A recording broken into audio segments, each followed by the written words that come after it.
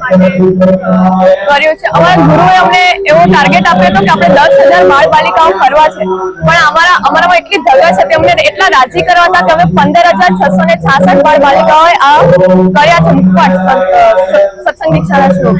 અક્ષર પુરુષોત્તમાય સ્વાહા નૈવન્યુનાદિકત્વં સ્યાત્ સત્સંગે લિંગભેદતઃ સ્વસ્વમર્યાદયા સર્વે ભક્ત્યા મુક્તિં સમાપ્નુયુઃ. वंशी केतन साटोडिया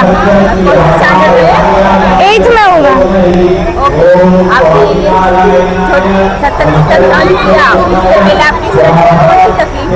मेरे स्टडी में मुझे याद रखने में बहुत प्रॉब्लम हो रहा था, टाइम मैनेजमेंट का पता नहीं चल रहा था, पर सत्संग दीक्षा करने के बाद मुझे टाइम मैनेजमेंट में पता चल गया कि ऐसे टाइम थोड़ा थोड़ा टाइम निकाल के कर सकते हैं और मेरी मेमोरी भी बढ़ गई।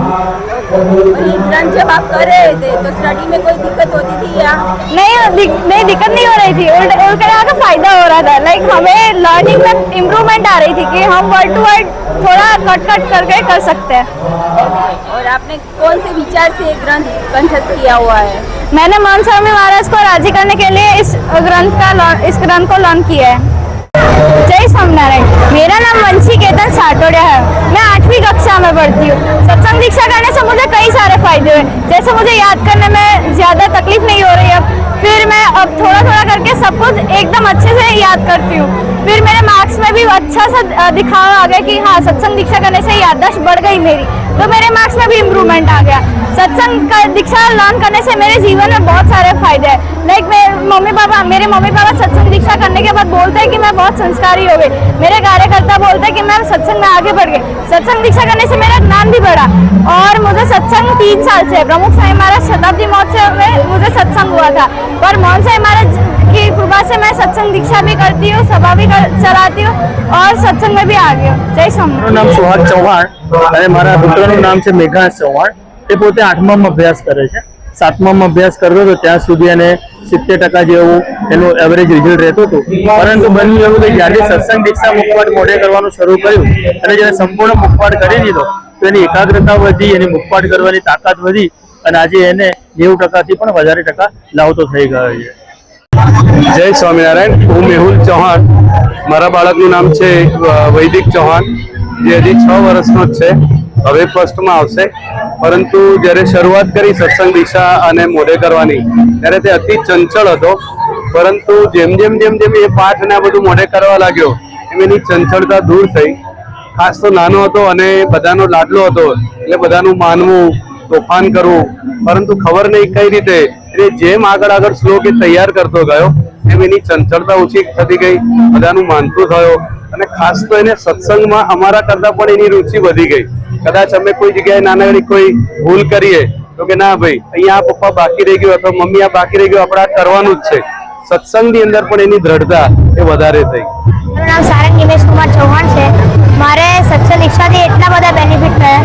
ધારો કે એક 86 નંબરનો શ્લોક બોલું, શંભુયમ પ્રત્યહંકાર્ય ગૃહ સભા ગૃહસ્થિતૈ કર્તવ્યમ પદનમ શાસ્ત્ર પાઠાદિ તત્ર છે.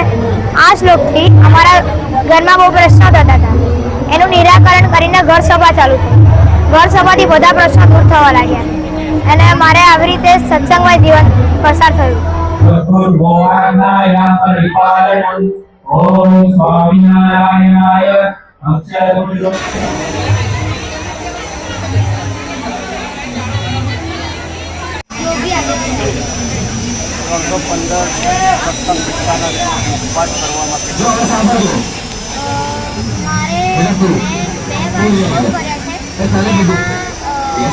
પહેલા મારે એવું હતું કે મારો એક્સિડન્ટ થઈ ગયો તો ફ્રેક્ચર આવ્યો તો એમાં મેં હોસ્પિટલમાં ગયેલા, એમાં મારે 45 દિવસ લાગ્યા હતા અને આ 10,000નો ટાર્ગેટ આવ્યો ત્યારે મારી થોડીક એક્ઝામ ચાલતી હતી એટલે મારે 1 મહિનો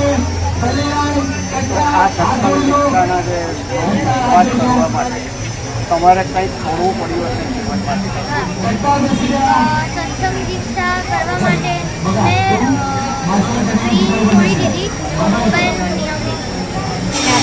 મારું નામ દક્ષ છે અને હું અમદાવાદમાં ત્યાંના પૂરતા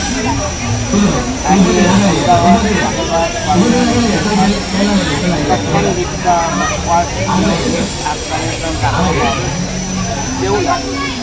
મને બહુ જ મજા આવી, એટલી મજા આવી ગઈ કે શબ્દોમાં કહેવું બી મુશ્કેલ. કહીએ કે બાપાનો રાજીપો અઢળક છે અમારા. કોણે પ્રેરણા આપી, કોના પ્રોત્સાહનથી આ કામ કર્યું? જેમ કે હું છે ને દરરોજે મનસાઈ મહારાજના વિડીયો જોતો હોઉં છું, તો એમાં મેં જોયું કે મિશન રાજીપો કરીને કંઈક મિશન છે બાળકો માટે. તો મારામાં જાગૃતતા વધી કે ચલો આપણે બી આ મિશનની અંદર ભાગ લઈએ અને બાપાનો જે સંકલ્પ છે 10,000 એમાં આપણે પણ ભાગ લઈએ. ઘરના તરફથી આમાં કોઈ સપોર્ટ મળ્યો? આ બહુ બધો સપોર્ટ મળ્યો. જેમ કે મમ્મી મને જાગૃતતા આપે કે બેટા સ્ક્રીન ટાઈમ ઓછો કર, ચાલ શ્લોકો કર એમ. એટલે એ રીતે મમ્મી મને સપોર્ટ આપે, પછી પપ્પા મને થોડા શ્લોકો કરાવે એ રીતે. 315 શ્લોક મુખવાસ કરવા માટે કેટલો સમય લાગે? 315 શ્લોકો મુખપાઠ કરવા માટે જેટલો સમય લાગે એ હવે કંઈ નક્કી ના હોય, કેમ કે એ છે ને તમારી મનની શક્તિ ઉપર હોય. અગર તમારે એકદમ દ્રઢ વિશ્વાસ હોય કે મારે ફટાફટ જ કરવો છે તો માણસ એક દિવસમાં પણ કરી શકે, પણ આળસ આવતી હોય તો 2 વર્ષમાં પણ ના બને. કેવું લાગ્યું આ સત્સંગ દીક્ષાનો જે ઉપવાસ કર્યો એ સમય દરમિયાનમાં અનુભવ કેવો? અનુભવ તો સારો જ હતો કે દરરોજે સંસ્કૃત બોલવાનું, એનાથી મારી માઇન્ડ પાવર બહુ વધી, એટલે સારો હતો કે એનાથી જે મારું સ્પીચિંગ પાવર જતી ને એ બી બહુ વધી, કે મારું બોલવાનું સારું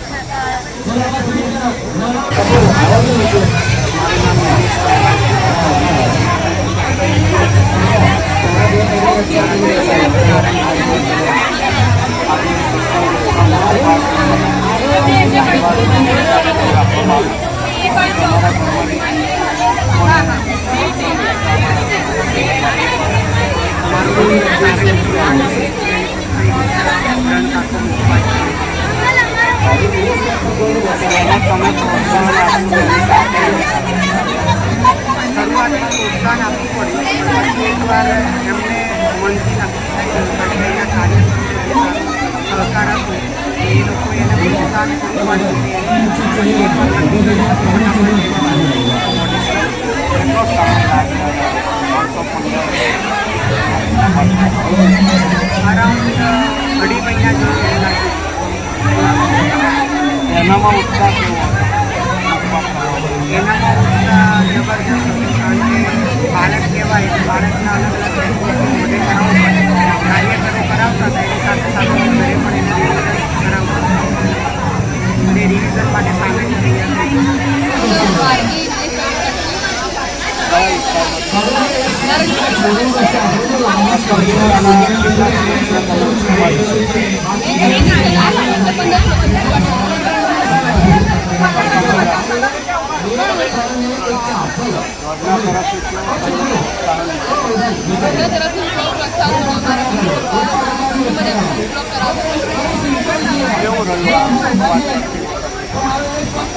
મજા આવી. રોજ સંચાલકો મારા 100 બધા કાર્યકરોને પ્રોત્સાહન આપતા, અમારો ઉપર લેતા, મારી કંઈ ભૂલ થતી તે મને કહેતા કે મારી ક્યાંક ભૂલ છે અને સુધારી એ રીતે મને પ્રોત્સાહન આપતા. કોને પ્રેરણાથી તમે મેં મારા બધા દીદીની પ્રેરણા લીધી કે એ ત્યારે એવું કહેતા કે હું જ્યારે નાની હતી ત્યારે હું બી આવી શું કે પાર્ટી કરતી આવી તો અલગ અલગ વસ્તુઓ તો મને આટલું બધું અભિવાદન થતું તો મને થયું કે મારે બી કરવું જોઈએ આપણે, તો મને બી આવી મારું બી અભિવાદન થાય, મારું બી સન્માન થાય. મારા બધા કાર્યકરોની પ્રેરણાથી મેં આવું. મારું નામ તિલકવાલા. આજે સાઈબાબ સ્વામિનારાયણ મંદિર ખાતે આજે જેટલા પણ બાળકોએ સત્સંગ દીક્ષામાં અમારા ગુરુએ આજ્ઞા કરી છે, અમારે બધા બાળકો, 10,000 બાળકો, બાળબાલિકાઓ બધા સત્સંગ દીક્ષાના 315 શ્લોક પરંપરા સંસ્કૃતમાં મૂલ્ય તો એ મુખપાઠ જેટલાએ અમદાવાદથી અને જેટલા આખો ઇન્ડિયામાંથી કર્યો છે તો એના અભિવાદન માટે અને કોંગ્રેચ્યુલેશન દેવા માટે આજે આ સમારોહ છે. આજે અહીંયા કેટલા બાળકો? અત્યારે અમદાવાદમાં ગણીએ તો 1,000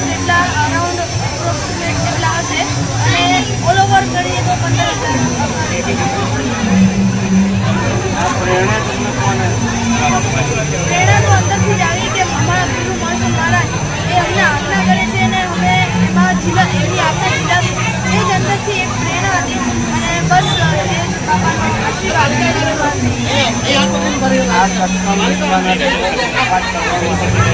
તો એના સારું સારું ત્યારે મારા પપ્પા હતા ત્યારે મને ઉપર લેતા જ્યારે કોઈ પ્રેક્ટિસ કરવાની હોય ત્યારે મારી મમ્મી જ્યારે કોઈ પણ ભોજન બનાવતા હોય તો મારી મમ્મી કિચનમાં મારા મૂકવા જ તો એવી રીતે પ્રેક્ટિસ કરીને 315 શ્લોક સારી રીતે આમાં મને 4-5 મારું નામ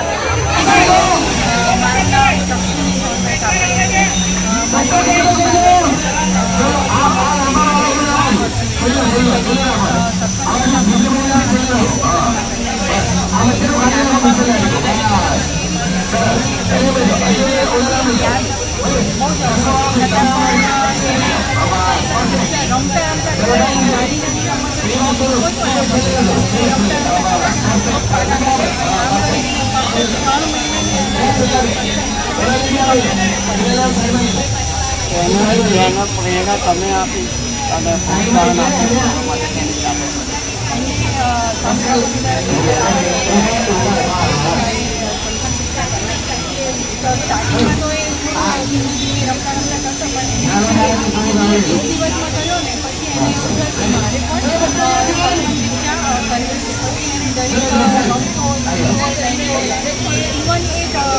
વોશરૂમમાં હોય છતાં પણ એ જે મોબાઈલની એપ્લિકેશનમાં સત્સંગ દીકરાને રિપીટ મોડમાં સાંભળતા એની જાતે એ દરમિયાનમાં એનો કેવો અનુભવ રહ્યો તમને શું એનું જે મસ્તી ને તોફાન અને જે ડિજિટલ યુગમાં આપણે કહીએ ને અત્યારે જે બાળકોને ટીવી મોબાઈલ જોતા જોતા એનાથી એકદમ આમ દૂર જતો ગયો અને વધારે ને વધારે સમય શિક્ષામાં આપ્યો અને એની મેડિકલ હિસ્ટ્રી જોતા ડૉક્ટર્સનું એવું કેવું હતું એને યાદ નહીં રહે પણ સત્સંગ દીક્ષા જેમ એ કરતો ગયો ને એમ એને યાદશક્તિમાં વધારો થતો ગયો અને જેના ટીચર્સ ને બધા હતા એને વખાણ પડવા લાગે કે એકદમ આનામાં એકદમ ચેન્જીસ આવ્યા હોય અને નાની નાની એક્ટિવિટીઝમાં ને એમાં ઇન્વોલ્વ થવાય એવું લાગે.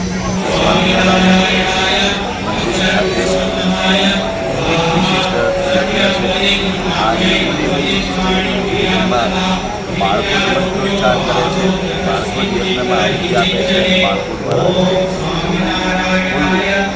BAPS સ્વામિનારાયણ સંસ્થાના 15,666 બાળકો એમાં જોડાયા છે. અને એ બાળકો જે આખો સત્સંગ દીક્ષા ગ્રંથ 315 પાઠ કરે છે.